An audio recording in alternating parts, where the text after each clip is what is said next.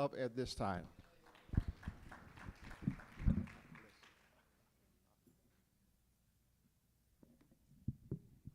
All right.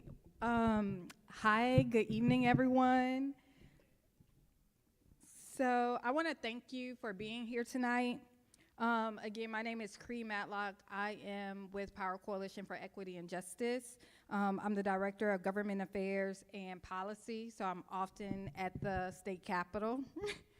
But for those who are not familiar with Power Coalition, I just want to take a moment to share with you that we are a statewide coalition working to build power, particularly in Black and brown communities across Louisiana. And we do that through voter education, advocacy, and year-round organizing. Because we recognize that's how we get our power, and that's the word I kind of want you all to resonate with tonight as we discuss multiple topics. It could include constitutional amendments, the closed primaries, or even just voting rights. So the real question is, who has power in Louisiana and who's being left out? That is what I need you to resonate tonight. But first, I want to say we at Power Coalition has been on this roadshow and have made multiple stops. And I want to say, Lake Charles, y'all have shown out. So give yourselves a round of applause on a Wednesday evening. Furthermore, I want to take this time to introduce our panelists that will be speaking tonight. So I will start with the panelist closest to me, which is Maria Harmon. Maria is from Lake Charles, Louisiana. She has been organizing since the age of 16 with the junior daughters of NICE, Peter Claver. Maria has a master's degree in public administration and a bachelor's degree in political science from Southern University. A fun fact, Maria and I graduated together from Southern University. During her time at Southern, Maria built a network of over 2,000 students to build civically engaged while working for the Louisiana Democratic Party as a campus organizer. She has worked on many political campaigns ranging from local judge races to state legislatives to U.S. statewide senator races. She spent much of her time educating the youth on the importance of voting and encouraging them to turn out to vote. After her tenure at the Louisiana Democratic Party, Maria has helped start up Democratic Prep School, Democracy Prep School, Public School of Baton Rouge as a community organizer by helping to enroll 192 students for their first academic year, and that was in 2025 to 2026 school year. She has worked for the MICA Project, a Federation of Faith in Action, and now Maria is a co-founder and executive director of Step Up and Step Up for Action, a grassroots membership-based organization that advocates for climate, education justice across the state of Louisiana since 2017. Please welcome Maria.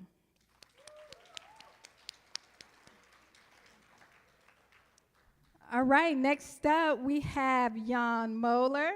He is sitting in the middle. Jan has spent more than 2 decades analyzing, reporting, and writing about public policy in Louisiana. Since 2011, he has served as the executive director of Invest in Louisiana, leading efforts to eliminate racial barriers and advance policies that expand opportunity.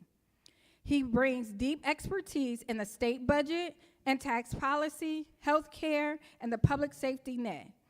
And as you all know, the state budget drives all policy decisions. So he brings a great bit of expertise. Welcome, Jan.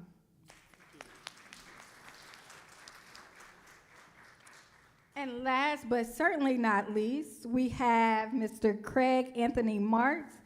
Craig is a lifelong resident of the city of Lake Charles and a dedicated advocate for its citizens. He currently serves as the first vice president of the Lake Charles chapter of the NAACP and as a councilman for District F. He strongly he is strongly active in the community. He is committed to advancing fairness, opportunity, and the well-being of all residents. His work reflects a deep dedication to service, equity, and community empowerment. Guided by his faith, he approaches his work with integrity, compassion, and a strong sense of purpose. Please help me welcome Mr. Craig Anthony Marks.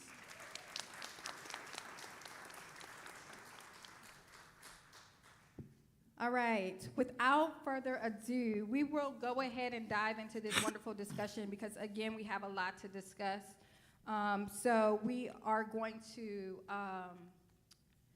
get started with our first panelist, and I would like to direct the question to Maria first. Okay. You often say elections have consequences. Recently, Calvin Duncan was elected clerk of the New Orleans Criminal Court, and the legislature is attempting to undo that election by eliminating the position through a bill filed before he will be sworn in.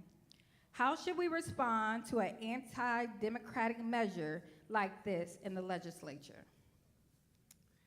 First, I'll say the person who filed that bill was Louisiana State Senator Jay Morris, and he's actually from Monroe. And Monroe is very far from New Orleans. Monroe has a very different culture than New Orleans, let alone infrastructure, right? And I believe that he filed that bill because he was asked. And Mr. Calvin Duncan has been a target under people of very high influence and power, in particular Liz Morrell, the Attorney General, also, unfortunately, Governor Landry as well. And I have to be honest, we have a person that's in office that is a reconstructionist. He wants to reconstruct this Constitution, and he wants to flex his power, and to the point of elections having consequences, when you have people in office who have a certain agenda of trying to upend certain structures that are in place, let alone local policy or local infrastructure, what could be a threat and is a threat to New Orleans should be a threat to everyone in this state. Because like they say, it's you today, it could be them tomorrow, right? So we have to be on guard about that. There was a very powerful event happening yesterday in New Orleans where hundreds of people gathered with Calvin Duncan and they marched to Tulane and Broad where he was sworn in as the criminal district clerk of court. He actually won the vote it was across Orleans Parish. My organization, Step Up for Action, was involved. We actually endorsed him to run, and this is under our 501c4 organization. And he won with 68% of the vote. And mind you, he was against an incumbent. This man has faced a lot of challenges in his life, and I really feel that he is a walking, talking testimony of restoration and resilience. And it should be someone that should be lifted up amongst many people who have faced challenges to be inspired and motivated to want to move on with their lives and produce something, and that's literally what he's doing. But his candidacy, let alone his election, was a threat to people because the criminal district clerk of court has been corrupted for many years in New Orleans. And New Orleans has a lot of complexities and a requirement for more capacity. There's a reason why there's two clerk of courts, a civil district court and criminal district, because they know the capacity that New Orleans needs. You have a lot of tourists that come in and out of that city, a lot of people from different countries, let alone a very dense population across the city. And there's a lot of things that happen in municipal court that requires a lot of capacity under the civil district court. So it makes sense for them to have another clerk of court that's covering the criminal district in itself. But consolidating the two would actually, I would say, lag things and actually contribute to a higher incarceration rate, which is what I believe Governor Landry wants to see. Thank you, thank you. Maria has stated a lot in that short answer, but it is important for us to all understand like the nature of the legislature and what's happening. You know, we have the governor acting at raising his hands, chasing to do whatever the federal government tells him to do or instructs him to do, and then we have a legislative body that is also supermajority of Republicans, that they are just falling all in alignment and in suit. So it's so important, and goes back to the importance of like our voting rights and why we need to be out voting, because we don't have representation where we need representation. And a lot of that is because we are not getting out there to vote. So with that being said, I would like to transition the conversation to what is necessary about to change and happen with voting. So then my next question is for Mr. Craig about the new closed primaries. So the question is, the closed primary system has caused confusion and frustration among many voters across the state of Louisiana. And for years, voters had access to open primaries, and this May we will see the first election under the new closed primary system. As the NAACP continues its voter education work, what are the important changes that you want voters to most be aware of? Well, I want the voters to be mindful of the disruption that it's causing. This is a purposeful effort to deter your vote.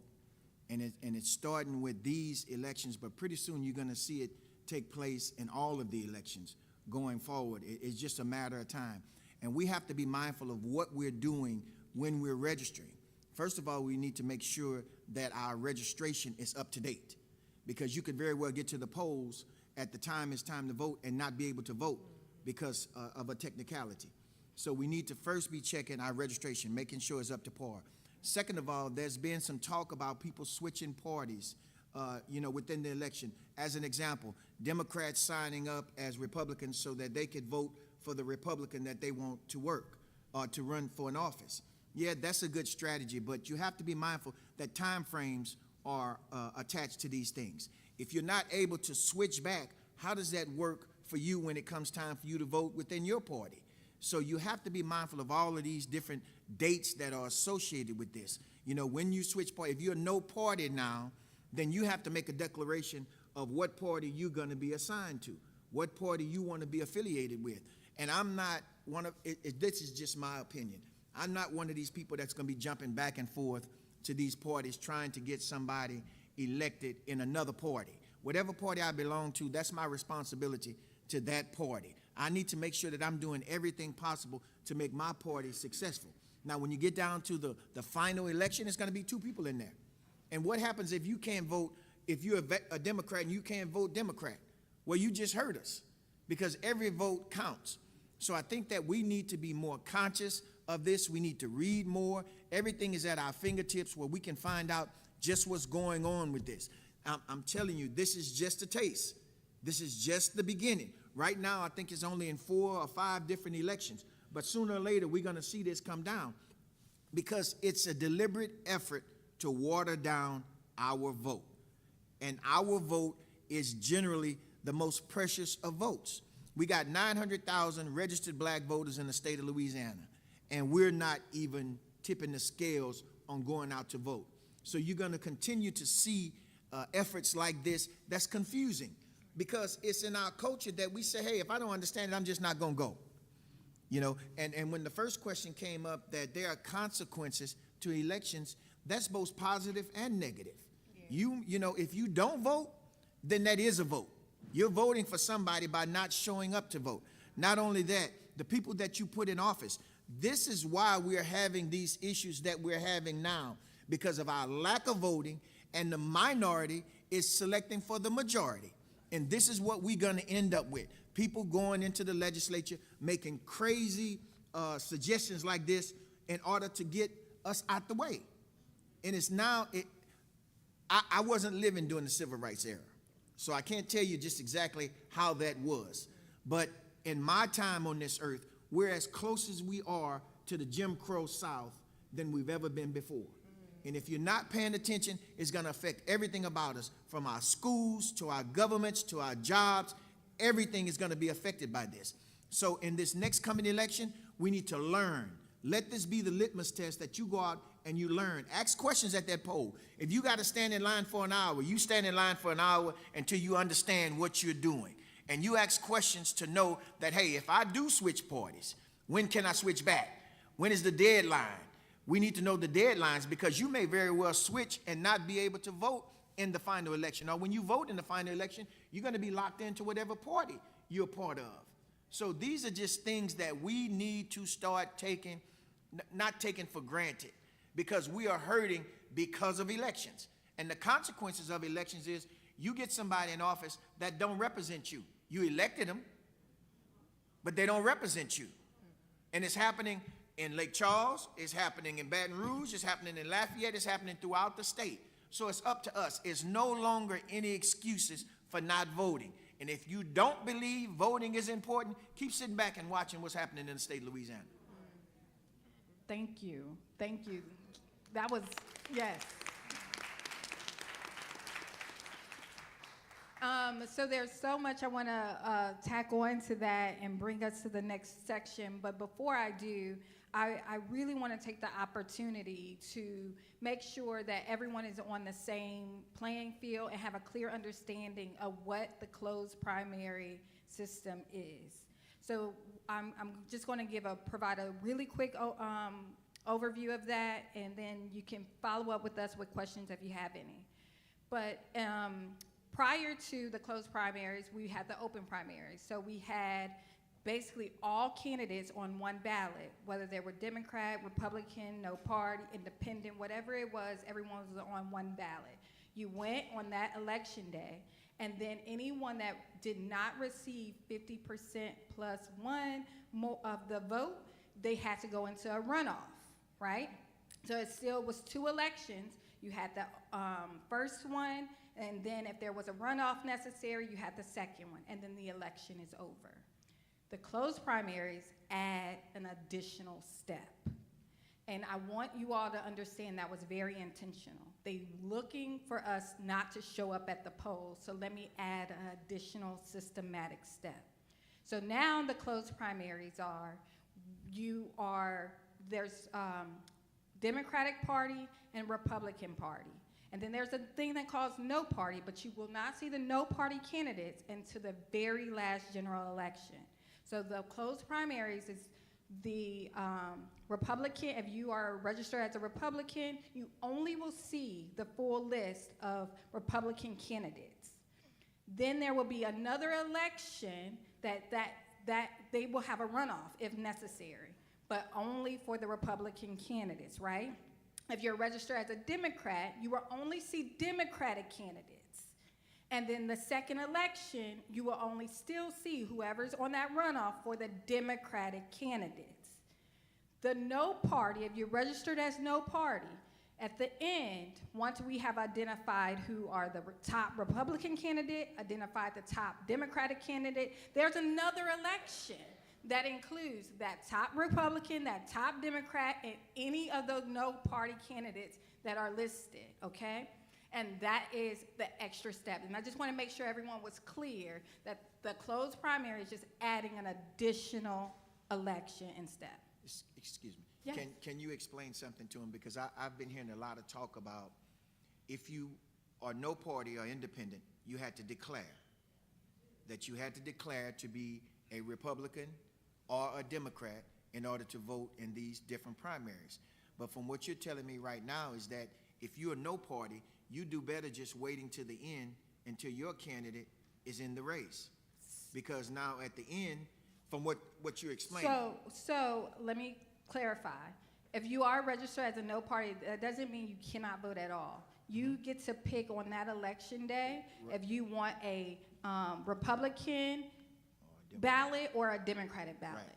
So you still get to vote, but you just have to pick on that day. Yes, but I'm saying you said at the end that at the final election, right, you're going to have one Democrat, one Republican, and a no party. Correct. So again, what I'm saying to the people is, if I'm no party, why would I declare prior to that if I'm not a Republican or a Democrat? You follow what I'm saying? I do. Because now you're saying, okay, if I need to dig in Republicans' business, and I need to dig in Democrats' business, and then handle my business at the end. If you're gonna be a Democrat, be a Democrat. If you're gonna be a Republican, be a Republican. If you're gonna be a no party, be a no party. Because when you start getting confused on all of these, the dates are gonna catch you. If you don't switch back, then you're not gonna be voting for the candidate that you really wanna vote for. Because in my estimation. Right. Yeah. And so I agree with you, but I just want to make sure it's clear that Cree Matlock, will not recommend you doing the switching. Yeah. However, you can. There is Mr. Craig has mentioned, there is limitations to that, right? Like you must do that by a certain date to participate. Like you have to pay attention to all of these rules and things like that. So I don't want to I just wanted to make sure we just had a clear understanding of closed primaries and what is changing. Yes, ma'am. So if you all have any additional questions, please come and talk to us right afterwards.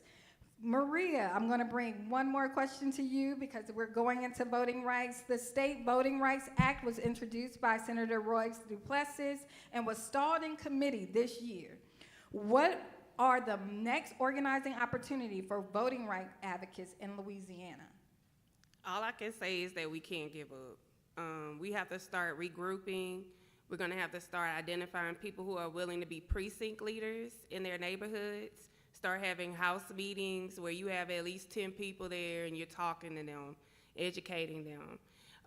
I would also say have more town halls.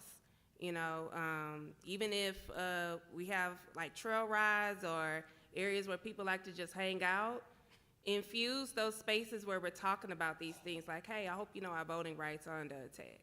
You know, we need to know about this. We got midterms. We can actually make an impact against the leadership that we're dealing with right now, because all of us are struggling. You know, like actually make everyday life relevant to how we vote, because that's what the opposition is doing. We have to get on par with this because we are behind. We definitely are. Thank you. And so now I want the opportunity to give you all a call to action. So if you can help me out, Craig, for the Louisiana, you know, we have a high rate of elections. We have in the South, like we have one of the states with the most elections in any given year. And these kind of structural factors can really affect turnout. People are tired, voter fatigue. What systematic changes will help increase civic participation and voter engagement, in your opinion, or what advice do you have? Well, I think that it goes back to elections have consequences. We need to be researching our candidates that are running for these offices to know where they stand on these particular issues. Because once we elect them, they're going to be making some decisions while they're in office that's going to affect these systematic changes. So when we're talking about all of these elections that we have, some of the things that we need to be mindful of is consolidating issues. If you notice and you pay attention to the elections, certain topics and certain issues that are a hot topic or hot button issues are placed on the ballot at strategic times where they feel it's going to be a low voter turnout, where people are not going to be interested in what's on the ballot. And some of these things that we see that are crazy, that are passing, they happen in these type of elections where it's low voter turnout. So in other words, if 500 people are supposed to vote and there's a Zydeco this weekend or it's Mardi Gras weekend, you know, then we subject to have an election around that time so that the turnout will be low to push the narrative or push the issue that they're trying to get across the ballot. If you looked in our past elections, we had some elections like that before when they wanted to do the Constitution Amendment, when the last amendments came last year. These were all times that low voter turnout was supposed to be, but it was because of the push that we had with educating people, having town halls, telling them what this amendment represents and what it actually means. And that's what we have to be mindful of, the issues that we're voting on. So I believe if we start to consolidate the voting issues, we could remedy some of these problems. The same thing with polling locations. You know, if you look around just Lake Charles, some of the places that you used to vote, you don't vote anymore. You know, and we have to be mindful of those because it's a bad thing when you find out on election day that you're in the wrong spot, you know, because if there's a sale in the mall, you going to that sale. You're not finna go to that next place where you're supposed to be going. So we need to be mindful of all these things that are going on. And, you know, it's funny, but those are the things that we have developed as a culture that takes away from voting. You know, any kind of competition that we have is strategic. You know, somebody may throw a Zydeco the night before the election, you know, and 100 people may not go up and vote. And that costs the person who's really supposed to be in office. Explanations, some of the systematic things that happen is explaining what we're voting on. Right now, these amendments that we're voting on, I think there's a lot of confusion out there because there's a lot of narratives being pushed, and depending on what narrative you listen to, you can be misled to believe that, as an example, the teachers are gonna get a pay raise. Well, everybody might run to the polls. We want to get those teachers their pay raise because they deserve it. But what else goes with that amendment that could potentially affect us? So these systematic changes, we have to implement some of them. Educating ourselves, having town halls, having small pocket meetings within different districts and different areas so that we can talk for an hour about this issue. You know, and we're missing a lot of things. There have been a lot of town hall and church meetings happening over the last few months explaining these amendments, but we got to put forth the effort. That's the biggest systematic change that has to happen. We got to put forth the effort to learn, because nobody going to come to your door and say, hey man, look, this is what they voting on, this is what you need to do. You're going to be in that booth by yourself and you might just pick A, you know? So those are the type of things that need to take place. Thank you so much for that. And that flows perfectly into Jan sharing with us the explanation of the 5 constitutional amendments. So at this time, the amendment process can be confusing to voters. Often amendments are overly technical and difficult to understand. Jan, please give us a brief description of each. Okay, well, first of all, thank you for having me, and thank you to the Power Coalition for all the amazing work you do. At Invest in Louisiana, we're a policy research and advocacy organization, and we're really focused on how policy affects low and moderate income families, and we're interested in policies that eliminate racial barriers and gives everybody a chance to thrive. Before I talk about the 5 amendments that are on the May 16th ballot, I want to just remind you, and you brought it up, the amendments that were on the ballot a little bit over a year ago. There were 4 amendments on the March 29th, 2025 ballot. And I want to remind you, because this gets to how important voting and knowing your power is, for an amendment to get on the ballot, it has to go through the legislature first, and it has to get 2/3 majority in the House and the Senate before it can go on the ballot. And so you had 4 measures there that had a lot of support from the governor and from his allies in the legislature that were some bad policies, and they put it on one of those election days when they didn't expect anybody to show up, and the Power Coalition and Step Up Louisiana and others went out and got the word out about what those amendments actually did, and the turnout was twice as high as they were predicting, and those amendments were voted down by a 2-to-1 margin. That's what happened last year. So the legislature can vote on something, but they don't always have their pulse on what people are thinking, and when people get energized and educated, you can make a big difference. So I'm going to try to explain the 5 amendments that are on here. Now, as a nonpartisan, nonprofit organization, we can never take positions on elections as far as candidates. We will never endorse a candidate. We can have opinions about policy issues, and that's what you're deciding. And with the closed primaries, everybody can vote on these amendments. Democrat, Republican, no party voters, everybody who goes to the polls on May 16th can weigh in on these amendments. So Amendment 1 deals with the civil service.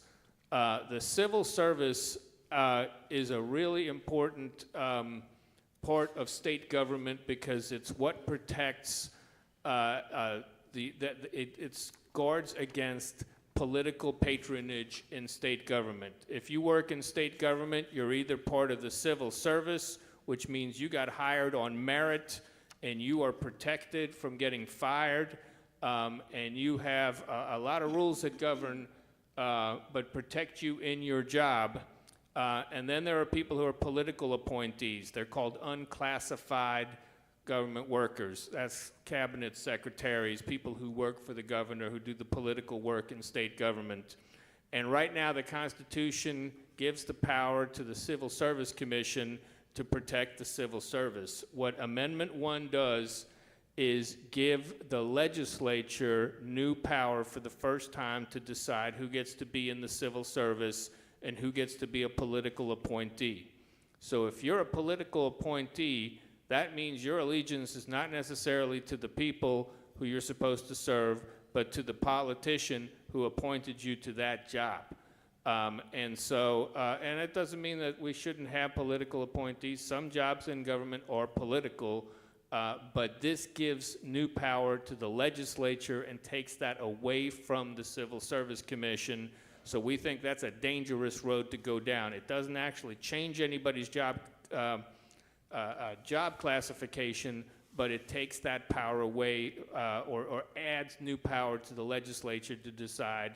So we're probably going to have more political appointees. And if you're a political appointee, you can be fired for any reason at all from your job or for no reason at all. If you're in the civil service, you are protected and you are hired on merit.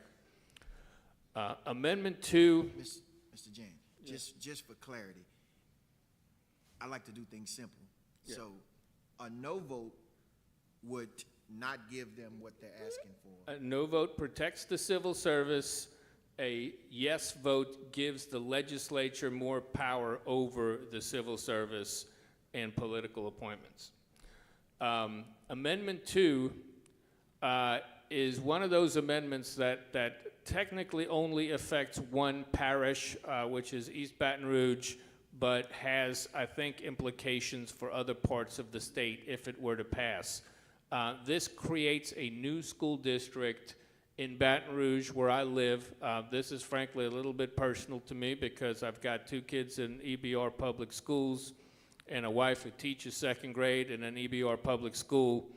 But what it does, and if you don't follow the news in Baton Rouge, about 15 years ago, some residents in Baton Rouge in the kind of wealthy, mostly white southeastern suburbs, they wanted to create their own school district. They didn't want their money paying for schools in other parts of town that they don't visit. And so they tried to create a school district. The court said, no, you can't do that. If you want to have your own school district, you have to have your own city. So they went and created their own city. So the city of St. George was born in 2019. We had a vote. The only people who could vote on that city were the people in the new city. Right. So I live in Baton Rouge, but I don't live in St. George, so I didn't get a say in this. And so they created the new city. They had a court battle over it, and in 2024, the new city actually started. They have a mayor and they have a council, and they're setting up operations. This is the constitutional amendment that creates the school district. So what they're doing is creating a mostly white, mostly wealthy school district in the parish of East Baton Rouge, and you're leaving behind everybody else in the current school district. There's a lot of problems with this, and there are problems, and we're going to talk more. There's somebody coming after me to talk in more detail, but this is one of those that's bad for East Baton Rouge. It's bad for St. George, and it's bad for the state as a whole. So let's start with East Baton Rouge, where the school district did a study, and they basically would be losing about 12% of their students, but they'd be losing 1/4 of their budget. So if this happens, you're going to have a huge budget shortfall in the East Baton Rouge public schools.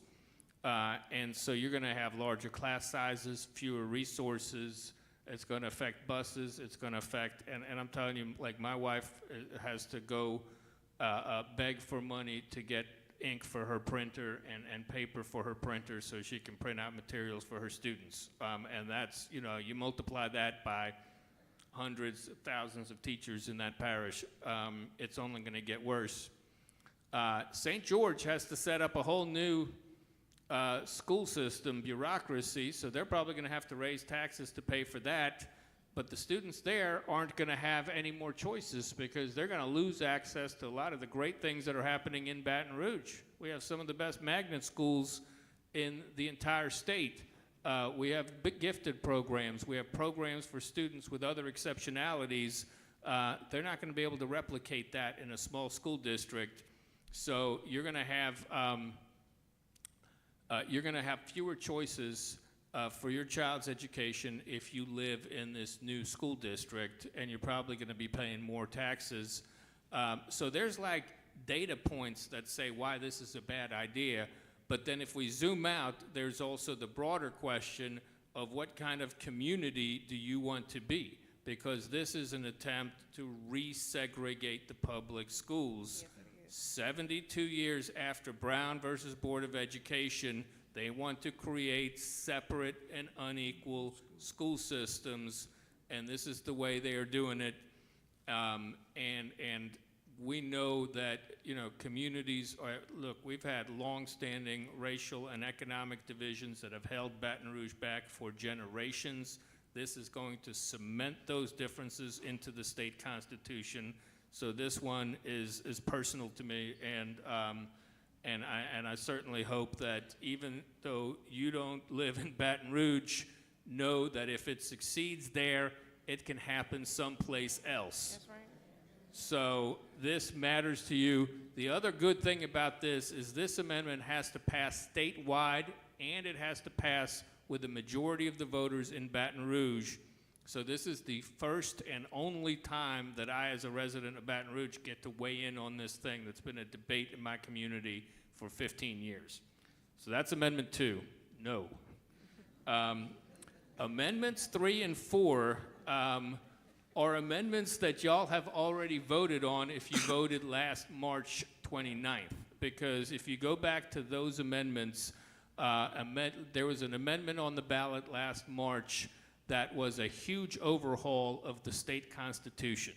Amendment 2 was probably the most complicated amendment that I've ever seen. It was a 115-page bill that created Amendment 2. They rewrote an entire article of the Constitution.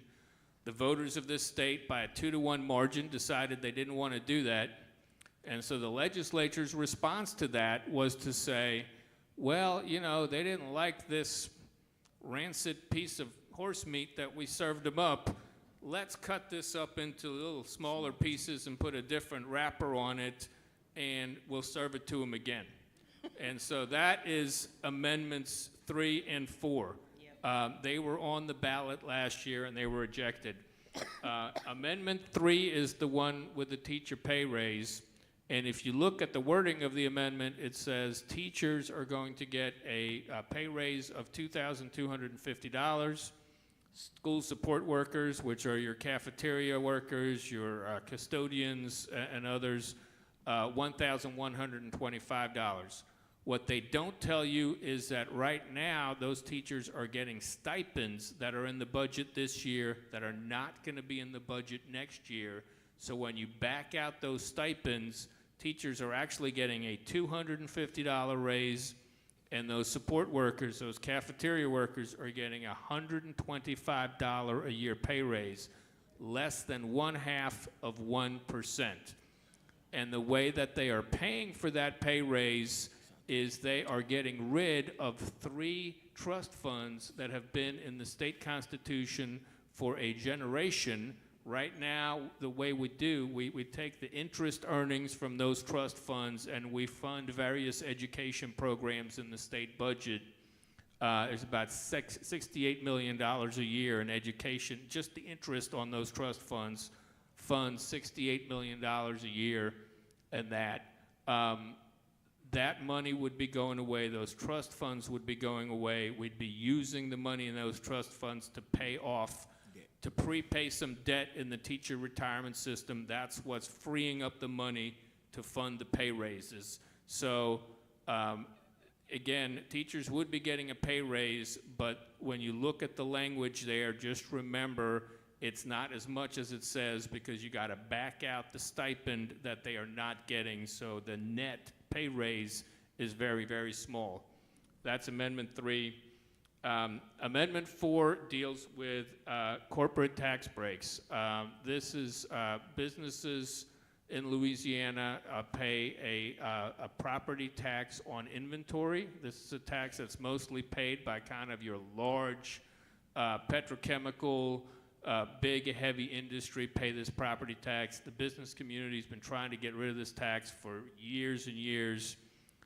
This amendment doesn't get rid of the tax, but it sets up an incentive structure. It basically says if you agree to get rid of the tax permanently, we'll give you a one-time payment to try to ease the pain of getting rid of that tax. But it does make it voluntary for parishes. So frankly, in a parish like Calcasieu, which has a lot of heavy industry, Calcasieu is probably not going to take that deal because you get a lot of your local tax revenue from the inventory tax. But smaller parishes might take the deal. The problem with taking that deal is that you're taking a one-time payment and you're getting rid of a permanent revenue source, which means you're either going to have less money coming into local government to support things like schools, police, municipal functions, parks, whatever you pay for with your property taxes, or if you decide you still want to have that money coming in, instead of the companies paying for it, they're going to push those taxes onto somebody else, raise your property taxes, raise your sales tax. So that's Amendment 4. And then Amendment 5, that's the easiest one, and that's the one that we don't really have a position on at all. It raises the mandatory retirement age for state judges from age 70, which is what it is right now, up to age 75. Now, it's important that a judge who turns 70 in office can continue to serve to the rest of her term. So it doesn't kick anybody out of office. It just says right now in the Constitution, once you hit 70, you cannot run to be a judge again. This just raises that by 5 years to 75. So that's just one of those things that people can decide. So those are the 5 amendments. I probably talked too long. But if anybody has any questions, I'd be happy to try to answer them.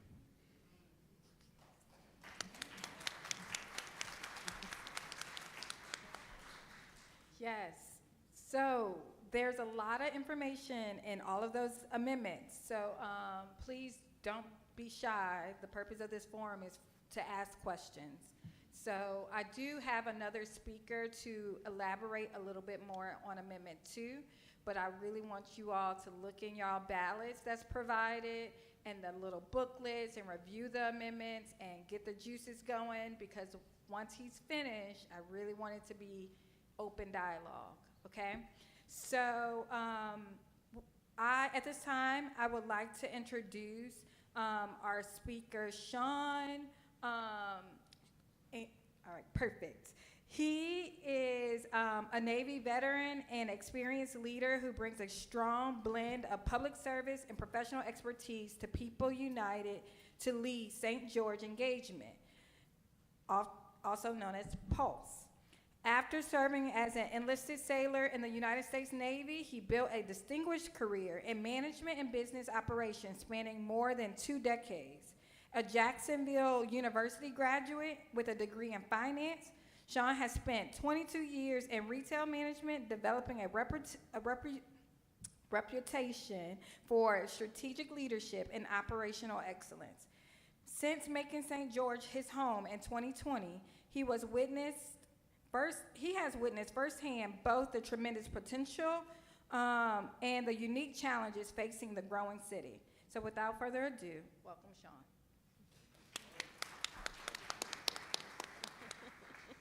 Thank you so much. I really appreciate the Power Coalition for inviting me, and I appreciate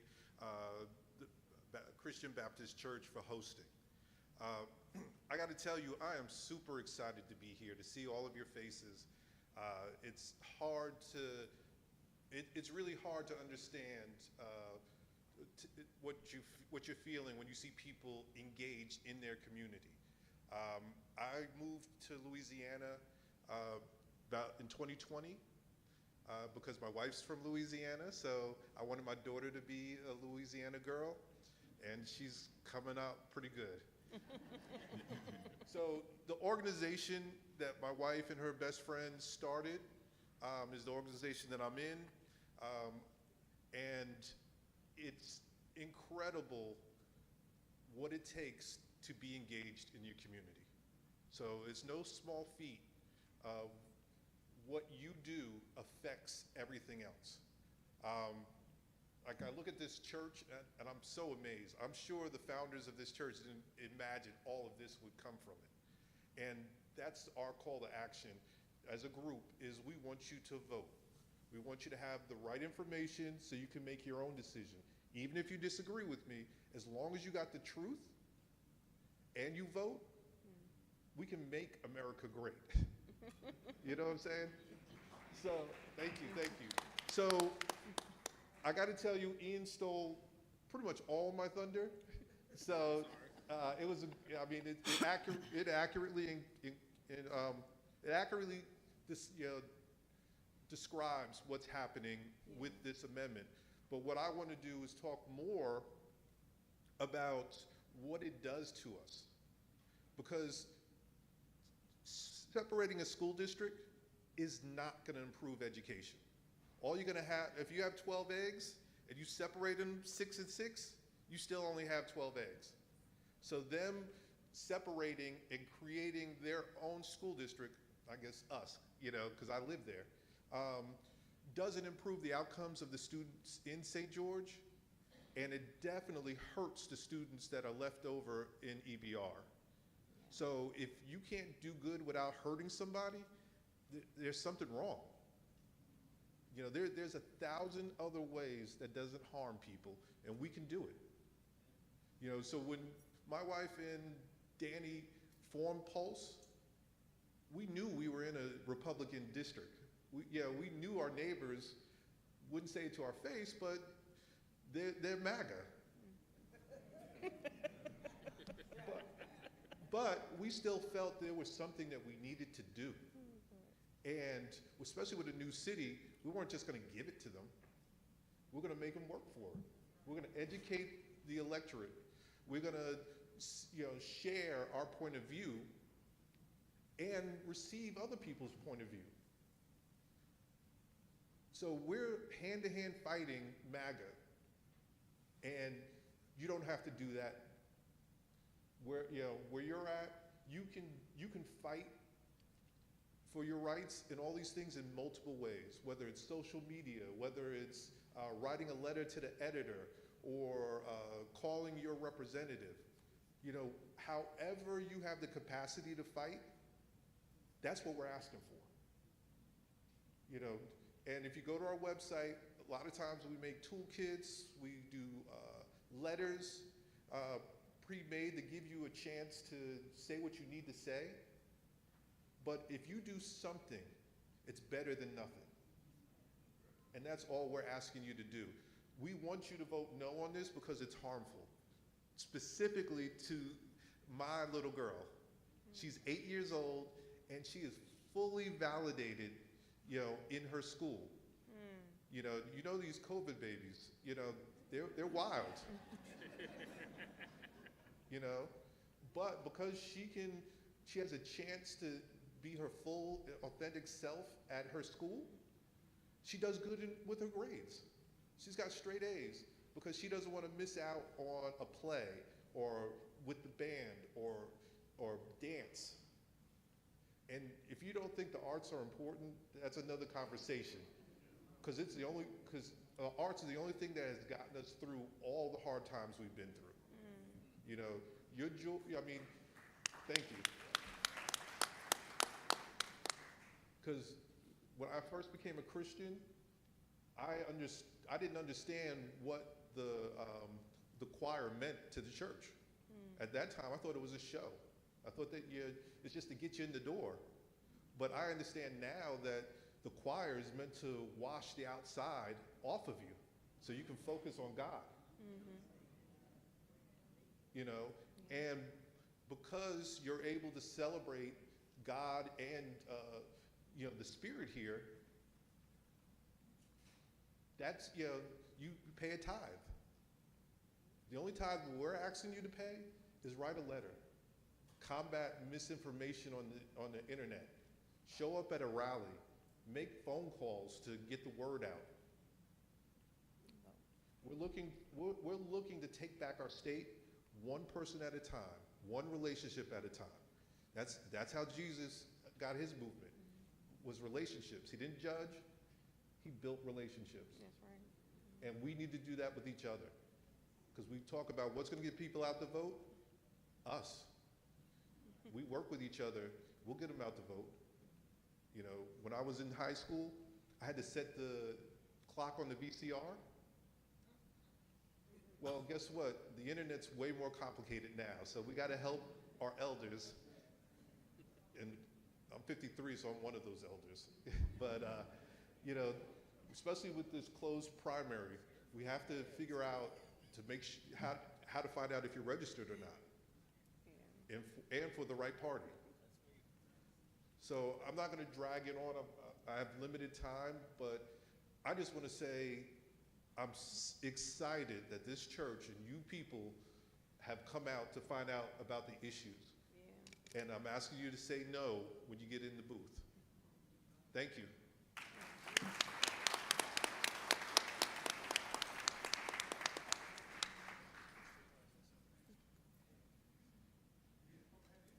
All right. At this time, before I go into Q&A, I want to make everyone aware of 2 corrections that we have printed documents that you all have. On the actual ballot, there is an error with the Sulphur mayor candidates, and the candidates are Les Farnan and Jacob Stoops are the candidates. So I just want to make sure everyone is aware that there is an error, but it will be updated on our website. And if you would like us to provide copies or sample ballots for you to go out into the community, we can certainly do that. We'll get this corrected and print more and have them provided to you. You're welcome. And then the other error that's in the document is actually the little Roadshow booklet. I just want to make clear on page 22 in that booklet, Jan mentioned it was about Amendment 5 around the, if a vote yes doesn't mean they are strictly retired at 70, they don't have to just jump out of office in the middle of their term, that they can complete their term. It just means that they cannot be reelected after the age of 70. So I just want to make sure everyone was clear, so when you're going out and sharing this with your friends and your family, because I know you will, you have all of the right information to do so. And now, at this time, I want to open it up to questions, unless you all have comments. I just want to add something to the St. George story. If you pay attention to voting, generally the things we vote on impact just the area we're living in. Now, there has to be a reason why this is going statewide to decide something in one area. Because this is, if you, just like John said, if you start to do this in one area, it could potentially migrate to other areas. And people will be starting their own cities, basically taking us back to separate, not separate but equal, but just separate. So be mindful of that when we're voting on this. We're deciding something, and it has to pass in 2 different ways, if I'm not mistaken. It has to pass through statewide, and it has to get 51% of the Baton Rouge area. So there's a lot of stuff around this particular issue. So you have to know this is a very important issue that's going to affect us down the road. Yes. I'd also like to add the fiscal impact of Amendment 2. Whenever you add an additional school district, each year, like they're doing now. Our state legislature gets together and they decide on the minimum foundation program. All that is a formula that determines how much per pupil funding is determined per student across different school districts. Every school district has a different amount per child due to different circumstances, but this additional school district could potentially cost Calcasieu Parish, Allen Parish, a situation where they're dealing with less funding per child. And whenever you're dealing with those gaps, what's gonna happen? Your local taxes are gonna go up. So not only is this just harmful and racist policy that's impacting East Baton Rouge Parish, but it's also harmful policy that can impact everybody's child across this state. So vote no, please. All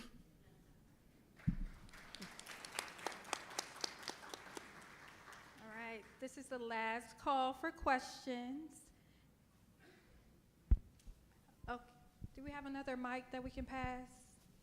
Look over I there. talk loud enough. I was just noticing, I was just paying attention to the Lake Charles proposals or the propositions. Can y'all elaborate a little bit on them?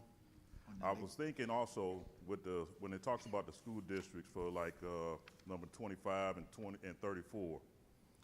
I noticed on some of it, it seems like it's elaborating on for sure on 25, like they're trying to push the constitutional reading for the schools. So I'm just asking if y'all can elaborate, say like on all of the proposals that's coming up. Which one is y'all? 25? I was looking at number 25. It looked like it was more so talking about like the Constitution. You know how they trying to push for, say, prayer in school, and not necessarily prayer in school, but things that they're trying to make changes and trying to push. And I think it's I'm thinking it's the constitutional amendment, but also 34. But I was wanting to see if y'all could just elaborate on each one of them. So I will say, just you all can elaborate, but I will say that we were prepared for the statewide things and not the local propositions. So I will allow them to elaborate if they like, but we may have to follow back up with you, okay? All right. I'm not that well versed on the specifics and how this money can be used. I'll have to read more into it. But just know that whenever you see incur debt and issue bonds, they're asking you to buy into getting a bond. And a bond is nothing but a line of credit, essentially. And that's for 25 and 34. Just know that both of these are you voting on whether or not we'll get a line of credit. Now, the question really is, once you get in debt, how do you pay it off? You know, at that point, and it's through taxes. So would that cause us to deal with a raise in taxes? So I'm just saying that so you know the right questions to ask these people, because I don't know the answers, but from reading it a little bit, I do have some questions. And my question is, you know, though this is a debt that I may be willfully voting yes to, okay, if I vote yes, what will be the impact in regards to paying this debt off? And will that cost me an increase in having to pay taxes? And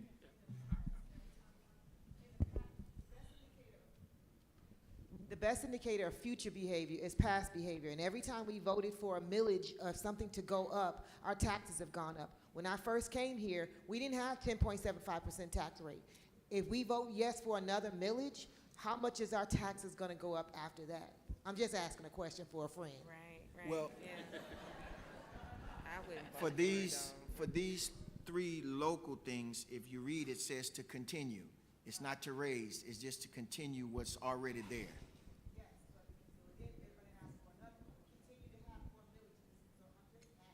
Well, I can just only explain these three. These three are just asking to continue what's already in place, So it not to sounds like raise. a renewal. No, we just have to find somewhere else to get the money to pay for the things that it's paying for. It don't sound like All right. I am allowing comments as well. I think we have one here. Yeah, one is for playgrounds, Thank recreation you. centers. My husband and I work with the Democratic Party here in Calcasieu Parish. And so we see many familiar faces here, and we're delighted that you are here with us and we're here with you this evening. But what I want to say is that we had Michelle Jordan, the Assistant Clerk of Court, at our last DPEC meeting, and she was explaining to us about the no party vote. Louisiana has 36% Democrats and 36% Republicans. We cannot take this state back without the no party vote. So we invite you, if you are a Republican, if you are no party, you know, come and vote with the Democrats, because we've got some honest people out there running, and we certainly need you. But my understanding from Michelle Jordan was that if you are no party, then you can choose whether to vote Democratic ticket or Republican ticket. But if whichever you choose to vote for in the first primary, if there is a runoff for that primary, then you stick with that same party. However, in the general election, you can vote for anybody. So just, we want you to understand that, but we need your vote, because we need to take this state back. We need to turn it blue, blue, and bluer.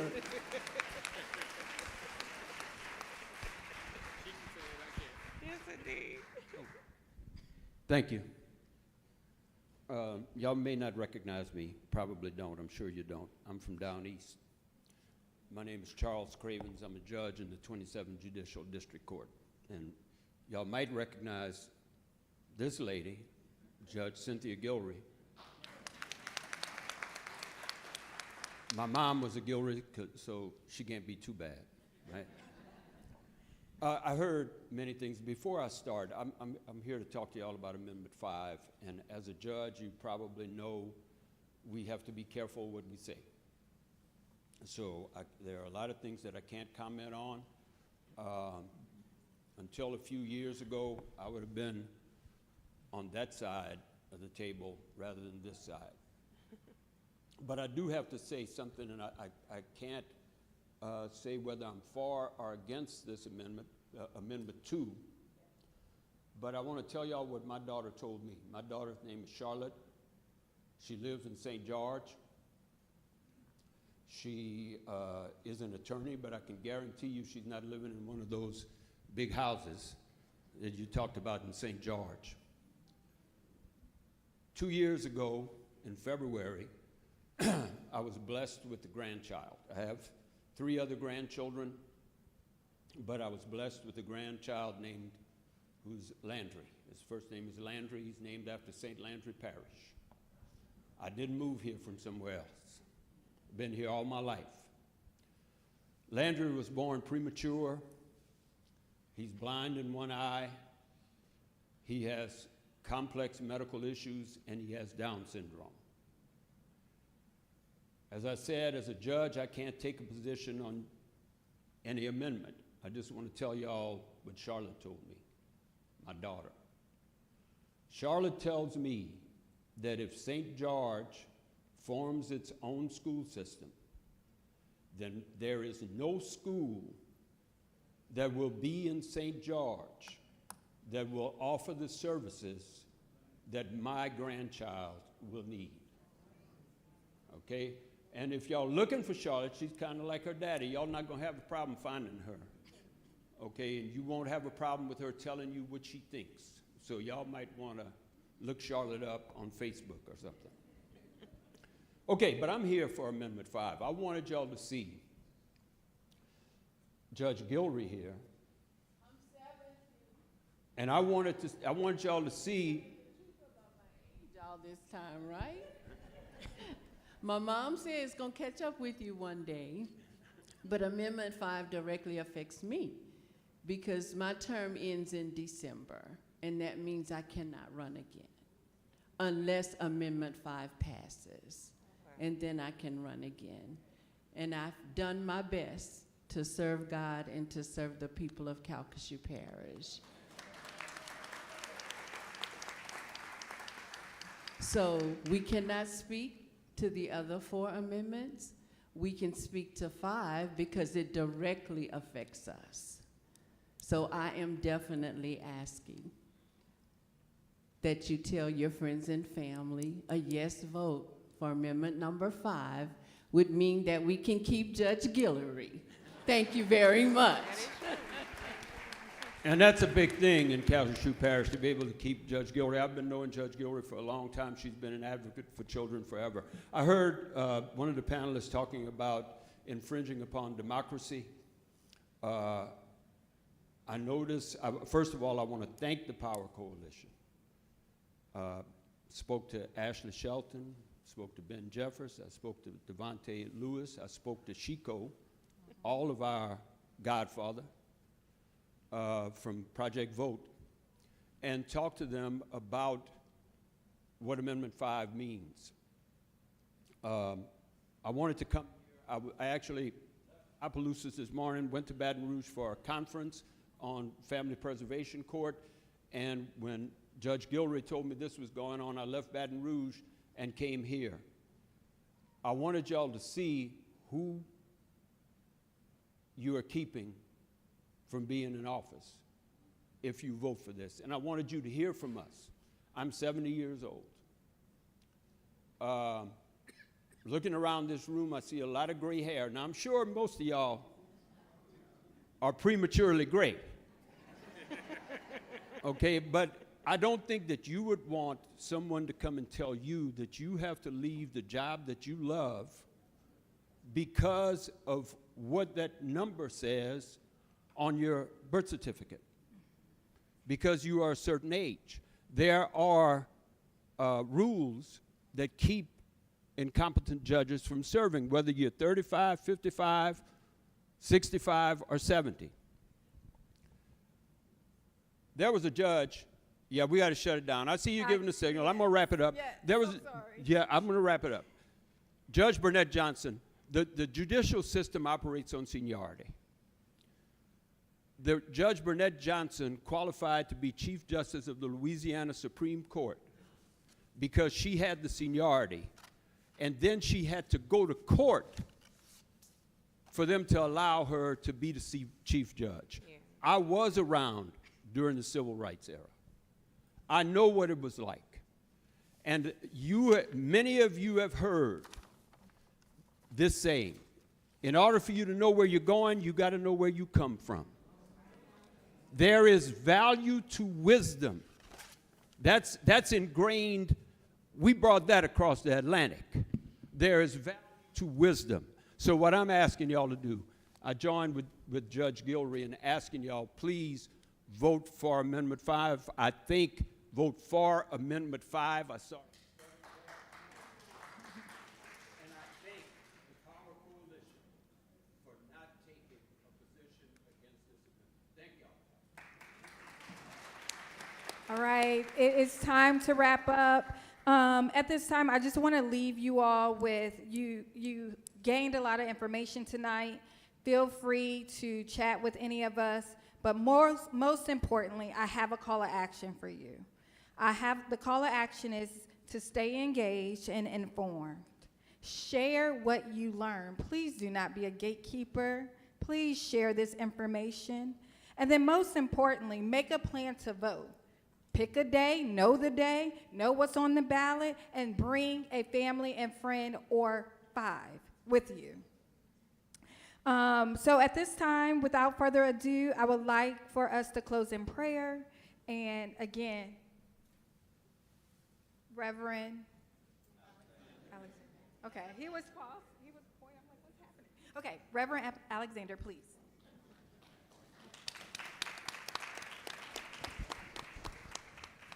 Hey, several things before we dismiss. One, let's give the Power Coalition some love. 2, let's give the panelists some love. 3, give yourself some love for being in attendance. 4, on your way out, would you please be so kind and stop by the concession area? And you will get a treat. compliments of the Power Coalition, and we thank God for the Power Coalition. Amen. What I'd like us to do real quick, and hopefully, one thing I know about this group knows how to work together. And so you get ready to show that, but before the prayer, I'd like us to come close because I would like a picture. So can we do a picture real quick? I think it's powerful to do a picture all together. So let's just come together. We'll do a picture. We'll have a closing prayer. On your way out, stop by the concession area. All right, just come on close. Don't anybody leave. Let's do one good group picture. One good group picture.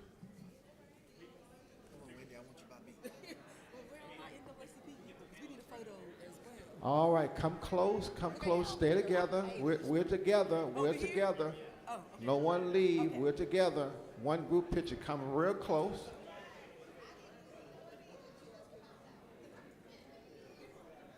Good. Can we get that sign turned? Get the sign turned. All right. Come real close. Close. How we doing, Doc?